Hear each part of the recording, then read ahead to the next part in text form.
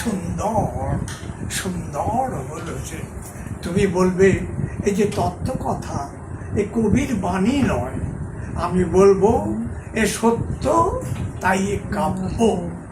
এ আমার অহংকার, অহংকার সমস্ত মানুষের হয়ে। মানুষের অহংকার পটেই বিশ্বকর্মার বিশ্বশিল্প। তত্ত্বজ্ঞানী জপ করছেন নিঃশ্বাসে প্রশ্বাসে, না না না না পান্না, না চুনি, না আলো, না গোলাপ, না আমি, না তুমি। ওদিকে অসীম যিনি, তিনি স্বয়ং করেছেন সাধনা মানুষের সীমানায়, তাকেই বলে আমি। সেই আমের গহনে আলো আঁধারের ঘটল সঙ্গম, দেখা দিল রূপ, জেগে উঠল রস, না কখন ফুটে উঠে হলো মায়ার মন্ত্রে, যে খায় রঙে সুখে দুঃখে। একে বলো না তত্ত্ব।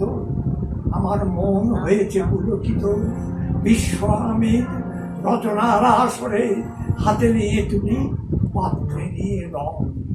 পণ্ডিত বলছেন পুরো চন্দ্রটা নিষ্ঠুর চতুর হাসিটা, মৃত্যুদূতের মতো গুড়ি মেরে আসতেছে পৃথিবীর পালনের কাছে। একদিন দেবে চরম টান, তার সাগরে পর্বতে মর্তলোকের মহাকালের নতুন খাতায় পাতা জুড়ে নামবে একটা চিহ্ন, কিনে ফেলবে দিন রাতের জমা খরচ। মানুষের কীর্তি হারাবে দিন রাত, অমরতার ভান তার ইতিহাসে লেপে দেবে অনন্ত রাত্রির কালি। মানুষের যাবার দিনের চোখ বিশ্ব থেকে নিকিয়ে নেবে রং, মানুষের যাবার দিনের মন ছানিয়ে নেবে রস।